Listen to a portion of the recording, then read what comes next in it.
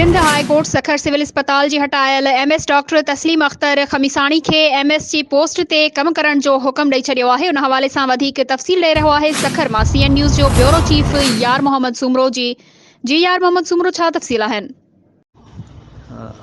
जी ज़ारा, बिल्कुलु अॼु Sindh High Court Sukkur bench में ॿुधणी थी।